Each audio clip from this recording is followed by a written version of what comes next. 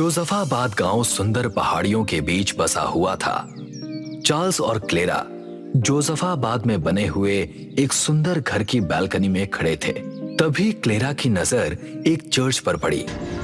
Charles, वो देखो, पहाड़ी की सुंदर हरियाली के बीच सामने बना हुआ चर्च कितना सुंदर लग रहा है। चलो ना चार्ल्स, चर्च में चलते हैं। वैसे तुम्हारा ख्याल बुरा नहीं है। वैसे भी आज हमारा इस गांव में पहला दिन है और अब हमें यहीं रहना है। इन गांव वालों में घुलने मिलने के लिए चर्च से ज्यादा अच्छी जगह कोई नहीं हो सकती। कुछ देर बाद चार्ल्स और क्लेरा चर्च के गेट के बाहर खड़े इधर उधर देख रहे थे कि तभी उनके कानों में एक महिला की आवाज टकराती है। तुम दोनों कौन हो? तुम इस गांव के तो नहीं लगते। चार्ल्स और क्लेरा ने देखा तो उनके पीछे एक औरत खड़ी थी और उन दोनों को घूरे जा रही थी। मेरा नाम चार्ल्स है और ये मेरी फ्रेंड क्लेरा। आपने सही कहा, हम इस गांव में नए हैं। मेरा नाम मार्था है। अगर अपनी जान की सलामती चाहते हो तो इस चर्च के आसपास भी मत भटकना। ये चर्च बरसों से बंद है। इतना कहकर मार्था तेज कदमों के साथ वहां से चली गई। इसके बाद चार्ल्स ने क्लेरा की ओर देखकर कहा, अजीब बात है, इस चर्च की हालत देखकर तो नहीं लगता कि चर्च बंद है, और अगर ये बंद है तो इसका दरवाजा खुला हुआ क्यों है? चार्ल्स ने इतना कहा ही था कि तभी चार्ल्स के कानों में लड़की की आवाज टकराई। क्या तुम दोनों चर्च के बाहर ही खड़े रहोगे या फिर अंदर आकर प्रे भी करोगे? चार्ल्स और क्लेरा ने जैसे ही पलट कर देखा तो सामने एक सुंदर नन खड़ी थी। चार्ल्स ने नन की ओर देखकर कहा, अभी कुछ सेकंड पहले मार्था नाम की एक औरत बता रही थी कि चर्च बरसों से बंद है। मगर उसने चार्ल्स की बात का कोई जवाब नहीं दिया और वो तेज कदमों के साथ चर्च के अंदर चली गई। चार्ल्स और क्लेरा भी उसके पीछे पीछे चर्च के अंदर चले गए। चर्च के अंदर अंधेरा फैला हुआ था। अचानक चर्च के अंदर रखी हुई मोमबत्तियां अपने आप जल उठी। ये देखकर चार्ल्स डरते हुए बोला, ये क्या हो रहा है क्लेरा? मुझे यहाँ कुछ ठीक नहीं लग रहा। हमें यहाँ से चलना चाहिए। और वो नन कहाँ गायब हो गई? तभी चार्ल्स और क्लेरा के कानों में किसी औरत के गुर्राने की आवाज टकराई। उन दोनों ने जैसे ही पीछे पलट कर देखा तो उन दोनों के होश उड़ गए। पीछे वही नन खड़ी थी जिसका चेहरा अब भयानक हो चुका था। उसकी आंखों की पुतलियां गायब हो गई थीं। वो उन दोनों को वहशी मुस्कान के साथ देख रही थी। इसका मतलब मार्था नाम की औरत सही कह रही थी। क्लेरा कांपते हुए उस भयानक नन को देखकर बोली, मैं जानती हूँ कि इस चर्च में एक शापित नन वास करती है, मगर मैं यहाँ पर एक मकसद के लिए आई हूँ। कौन सा मकसद? शादी के बाद पिछले 2 साल से मैं 3 बार गर्भवती हो चुकी हूँ, मगर हर बार कुछ महीनों बाद मेरा गर्भ गिर जाता है। मैंने सुना है कि इस चर्च के अंदर बहुत सी उन महिलाओं को संतान के सुख की प्राप्ति हुई है जो संतान के सुख से वंचित थी। ठीक है, इस बार तुम्हारा गर्भ नहीं गिरेगा। तुम्हें एक लड़की होगी, मगर तुम्हें एक वादा करना होगा। जवान होने के बाद तुम्हें उस लड़की को नन के रूप में इस चर्च को समर्पित करना होगा, यानी कि मुझे मंजूर है। लेकिन तुम्हें इस चर्च से अकेले बाहर जाना होगा। तुम्हारा पति इस चर्च से कभी बाहर नहीं जाएगा। मुझे वो भी मंजूर है। इतना कहकर क्लेरा चार्ल्स से कहती है, मुझे माफ करना चार्ल्स, मुझे किसी भी हाल में एक संतान चाहिए। तभी उस भयानक नन के मुंह से सैकड़ों भयानक कीड़े निकलकर बिजली की रफ्तार से चार्ल्स के चेहरे पर चिपक गए। चार्ल्स की चीख चर्च में गूंजने लगी। कुछ पलों के बाद चार्ल्स हड्डियों का ढांचा बनकर वहीं गिर गया और क्लेरा चर्च से बाहर निकल गई। इस घटना के 20 साल बाद क्लेरा की बेटी एना 20 वर्ष की हो चुकी थी। उसकी सुंदरता के चर्चे जोसेफाबाद के हर घर में फैली हुई थी। एक दिन एना बाजार से अपने घर आ रही थी। कि तभी सैंडी और उसके दोस्त डैनियल ने उसका रास्ता रोक लिया। मैं तुमसे प्यार करता हूं एना, और तुमसे शादी करना चाहता हूं। मैं तुमसे प्रेम नहीं करती। मेरी माँ ने मुझे बचपन से यही सिखाया है कि मुझे विवाह जैसी मोह माया से दूर रहना है और मुझे अपना पूरा जीवन चर्च को समर्पित करना है। इतना कहकर एना तेज कदमों से वहां से चली गई। एना के जाते ही डैनियल ने सैंडी से कहा, लगता है तेरा दिमाग खराब हो गया है सैंडी। जानता है कि एना शापित है। जोसेफाबाद के लोग उस चर्च के आसपास भी नहीं भटकते, मगर मैंने देखा है कि ये एना चर्च के अंदर बेधड़क घुस जाती है। और वैसे भी एना एक नन बनने वाली है। हाँ, जानता हूं कि एना नन बनने वाली है, उसके बाद भी मैं उससे प्यार करता हूं। डैनियल डरता हुआ सैंडी की दादी मार्था के पास जाकर कहता है, मुझे आपसे बहुत जरूरी बात करनी है आंटी। सैंडी एना के प्यार में दीवाना हो चुका है और पूरा गांव एना और उसकी मां से घबराता है। तभी वहां पर सैंडी आ पहुंचा और डैनियल की ओर देखकर बोला, तुमसे एक छोटी सी बात भी हजम नहीं होती डैनियल। मार्था सैंडी की ओर देखकर कहती है, तुम्हें एना से दूर रहना चाहिए सैंडी। लेकिन क्यों दादी? आखिर क्यों गांव वाले एना से इतना घबराते हैं? मार्था एक कमरे के अंदर से बहुत ही प्राचीन किताब उठाकर लाती है और उस किताब में एक भयानक औरत का चित्र सैंडी को दिखाकर कहती है, जानते हो ये कौन है? उस चित्र को देखकर सैंडी डरते हुए कहता है, ये तो बड़ा ही भयानक चित्र है। कौन है ये? ये एक शैतान की देवी का चित्र है सैंडी, जो दूसरी दुनिया में रहती है। दूसरी दुनिया? हाँ सैंडी, दूसरी दुनिया। हमारा ये चर्च हमेशा से वीरान नहीं था। बरसों पहले इस चर्च में एक नन रहा करती थी, जिसने एक लड़की के शरीर से आत्मा निकालने की कोशिश की थी, प्रीस्ट से पूछे बगैर। वो लड़की तो ठीक हो गई, मगर चर्च के अंदर दूसरी दुनिया का द्वार खुल गया और जिस शैतान की देवी का चित्र तुम देख रहे हो, उसने एना के शरीर पर कब्जा जमा लिया। तब से वो नन शापित हो गई। लेकिन उस शापित नन से एना और उसकी माँ का क्या संबंध? गांव वाले एना और उसकी माँ से इतना क्यों घबराते हैं? एना की माँ और पिता बरसों पहले मुझे उस चर्च के बाहर मिले थे। मैंने उन्हें चर्च के पास रुकने के लिए मना किया था, मगर वो नहीं माने और अंदर चले गए। कहते हैं कि कुछ देर बाद चर्च के बाहर सिर्फ एना की माँ निकली थी और उसके पिता का तब से कुछ भी नहीं पता चला। उसके बाद ही एना ने जन्म लिया। मैंने क्लेरा के बारे में पता किया तो मुझे पता चला कि क्लेरा के 3 बार गर्भ गिर चुके थे। जरूर उसने उस शापित नन से अपने लिए एक संतान मांगी होगी। उस नन के अंदर जिस शैतान की देवी ने कब्जा जमा रखा है, वो अपनी बेटी को इंसानी कोख के जरिए इस संसार में लाना चाहती है। क्लेरा से पहले उसने जिस इंसान की भी संतान की प्राप्ति कराई, वो संतान 10 वर्ष बाद ही इस दुनिया से चली गई। मगर एना अब तक जीवित है। एना शैतान की बेटी है, वो शापित है सैंडी। अपनी दादी माँ की बात सुनकर सैंडी चुप हो गया। आधी रात का वक्त हो चुका था। क्लेरा अपनी बेटी एना के साथ गहरी नींद में सो रही थी कि तभी कमरे में अचानक काला धुआं फैलने लगा। अचानक क्लेरा की आंख खुल गई। उसने देखा कि वही भयानक नन उसके सामने थी। एना अब से केवल चर्च में ही रहेगी और वो चर्च के बाहर अब कभी भी नहीं निकलेगी। ये सुनकर क्लेरा बुरी तरह से चौंकती हुई बोली, लेकिन तुमने तो कहा था कि मेरी बेटी को चर्च के प्रति समर्पित रहना होगा, एक नन के रूप में।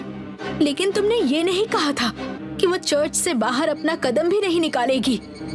तुम्हारा काम यहीं पर खत्म हुआ क्लेरा। अचानक उस भयानक नन के मुंह से भयानक कीड़े निकलकर क्लेरा के चेहरे पर चिपक गए। क्लेरा एक भयानक चीख के साथ कंकाल बनकर वहीं पर ढेर हो गई। तभी एना की आंख खुल गई और वो किसी सम्मोहित अवस्था में उस भयानक नन को देखने लगी। उठ जाओ एना और अपने उस प्रेमी को जो तुमसे सबसे ज्यादा प्यार करता है चर्च के अंदर लेकर आओ। इतना कहकर वो भयानक दिखने वाली नन वहां से गायब हो गई। एना किसी सम्मोहित अवस्था में अचानक उस कमरे में पहुंच गई जहां सैंडी गहरी नींद में सोया हुआ था। अचानक सैंडी की आंख खुलती है और वो अपने सामने एना को देखकर बुरी तरह से घबरा जाता है और कहता है, तुम अंदर कैसे आई एना? चलो मेरे साथ। चार्ल्स किसी सम्मोहित अवस्था में एना के साथ चर्च के अंदर चला गया। चर्च के अंदर उस भयानक नन को देखकर चार्ल्स का सम्मोहन टूट गया और वो कांपते हुए एना की ओर देखकर बोला, ये कौन है एना? एना एक शैतानी मुस्कुराहट के साथ चार्ल्स से कहती है, ये मेरी माँ है चार्ल्स, तुम डरो मत। जैसे ही मैं और मेरी माँ तुम्हारे शरीर का खून पिएंगी, हम दोनों की शक्तियाँ जो इस संसार में पूरी तरह से काम नहीं करती वापस आ जाएंगी। इतना कहकर एना का चेहरा उस भयानक नन की तरह भयानक हो गया कि तभी उन दोनों के कानों में मार्था की आवाज टकराई। मैं जानती थी कि ऐसा कुछ होने वाला है। एना और उस भयानक नन ने जैसे ही पलट कर देखा तो उनके पीछे मार्था हाथ में बंदूक लिए हुए खड़ी थी। ना जाने कितनी कोशिश के बाद मैं अपनी बेटी को किसी इंसानी कोख के जरिए इस संसार में ले आ पाई हूँ। मूर्ख औरत, तुझे क्या लगता है तू इस इंसानी खिलौने से मुझे और मेरी बेटी को खत्म कर देगी? मैंने तेरे और तेरी बेटी के बारे में प्राचीन किताबों में बहुत कुछ पढ़ा है और मैं जानती हूँ कि तुम दोनों जैसे ही मेरे बेटे सैंडी का खून पियोगी, तुम्हारी शक्तियाँ वापस आ जाएंगी और तुम दोनों मानवता पर कहर ढा दोगी। मैं ये भी जानती हूँ कि मैं तुम्हारा मुकाबला नहीं कर सकती और उसके बावजूद भी तुम यहाँ मरने चली आई। तुमने मेरी पूरी बात नहीं सुनी। अगर मैं अपने बेटे को मार दूं, तो मैं ये भी जानती हूँ कि तुम दोनों हमेशा के लिए इसी चर्च के अंदर कैद होकर रह जाओगी और तुम्हारी शक्तियाँ भी खत्म हो जाएंगी। तुम दोनों के कहर से मानवता को बचाने के लिए अगर मुझे खुद अपने बेटे की बलि लेनी पड़े तो मुझे कोई हर्ज नहीं। इतना कहकर मार्था ने तुरंत गोली चला दी। ये तूने क्या किया? अपने ही बेटे को मार डाला। तभी उस भयानक नन और मार्था के शरीर में आग लग गई। मार्था तुरंत उस चर्च से बाहर निकल आई। एक तेज हवा के साथ उस चर्च का द्वार बंद हो गया। बाहर डैनियल कांपता हुआ मार्था से बोला, ये आपने क्या किया? इंसानियत को बचाने के लिए मेरे पास इसके अलावा और कोई चारा नहीं था। अब शैतान की देवी और उसकी बेटी हमेशा के लिए इस चर्च के अंदर कैद हैं। अब वो कभी बाहर नहीं आ सकती। इतना कहकर मार्था डैनियल को लेकर वहां से चली गई। ये बात 1940 की है, जब भारत में अंग्रेज रहा करते थे। संतोष बाबू अंग्रेजी सरकार में भाप वाली ट्रेन के ड्राइवर थे। उस समय हमारे देश में भूत प्रेत बुरी शक्तियों का प्रभाव ज्यादा हुआ करता था। हर दिन एक अंग्रेज रेलवे कर्मी एडवर्ड संतोष बाबू के घर ट्रेन की समय सारणी का पर्चा देने आया करता था। एडवर्ड हिंदुस्तानी परंपरा और संस्कृति से बहुत प्रभावित था। उसे साधु संतों और मंत्रों से बहुत लगाव था। एडवर्ड सिर्फ नाम का ही अंग्रेज था। गुड मॉर्निंग संतोष बाबू, ये रहा आपका आज की ट्रेन का time table. Good morning Edward ji. आओ बैठो, चाय पी लो। अरे नो थैंक्स, मैं चाय पी कर आया हूँ। आज के टाइम टेबल में कुछ बदलाव है, आप देख लीजिएगा। अरे एडवर्ड जी ये क्या? मेरी ड्यूटी तो डे शिफ्ट की होती है, पर आज तो नाइट शिफ्ट का टाइम टेबल आया है। जी संतोष बाबू, आपको ट्रेन का इंजन मुंबई पहुंचाना है, जिसके लिए आपको आज रात 1 बजे रेलवे यार्ड पहुंचना होगा। ठीक है एडवर्ड जी, मैं आज रात टाइम पर रेलवे यार्ड पहुंच जाऊंगा।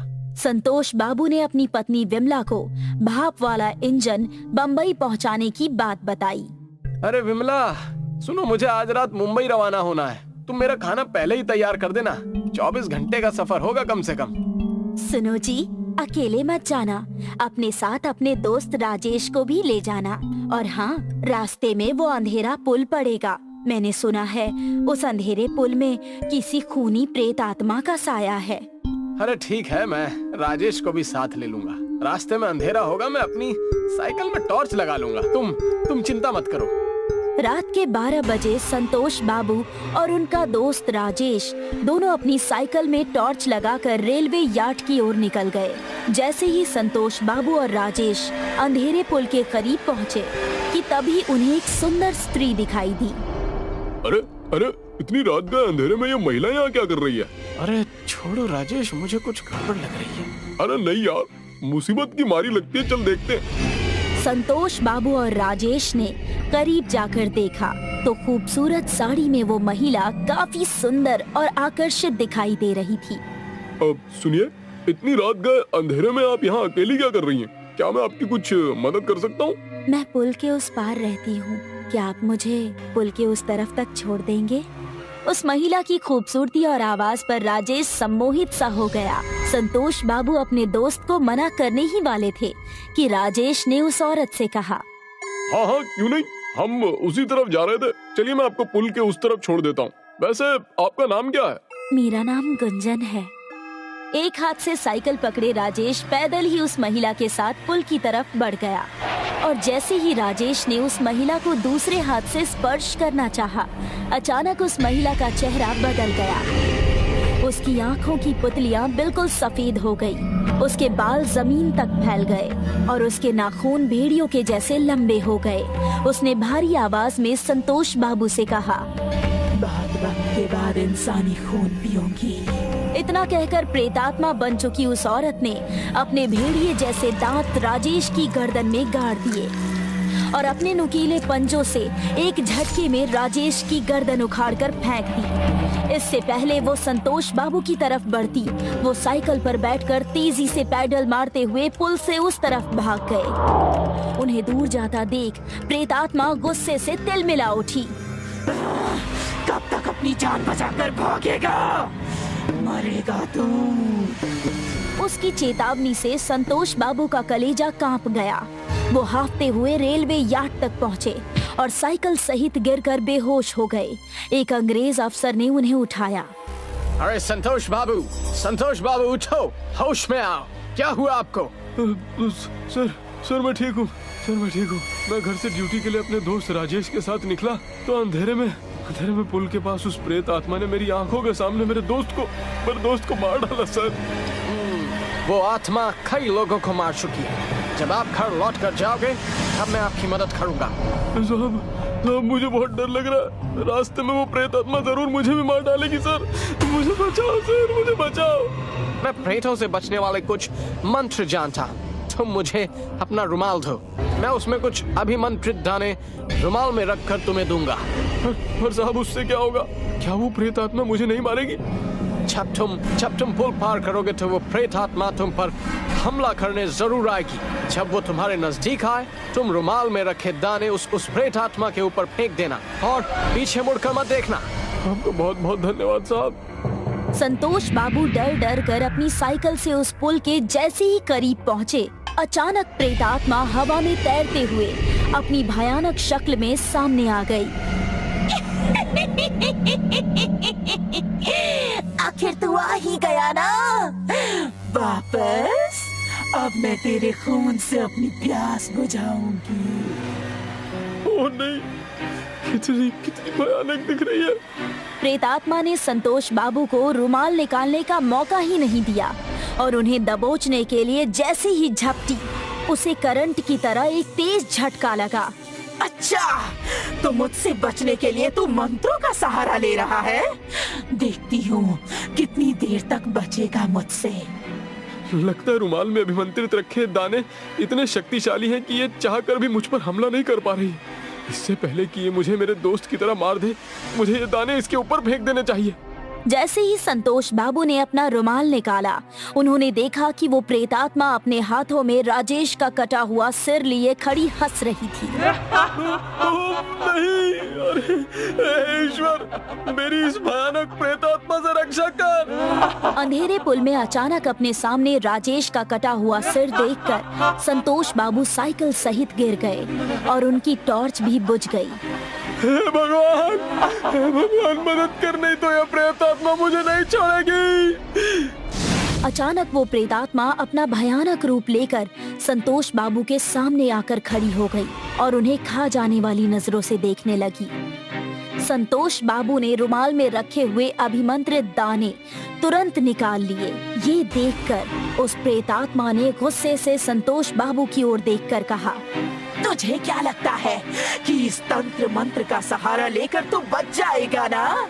जाने कितने तांत्रिक आए और चले गए, पर मेरा कुछ नहीं बिगाड़ पाए। संतोष बाबू ने तुरंत बगैर देरी किए वो अभिमंत्रित दाने उस प्रेतात्मा के ऊपर फेंक दिए।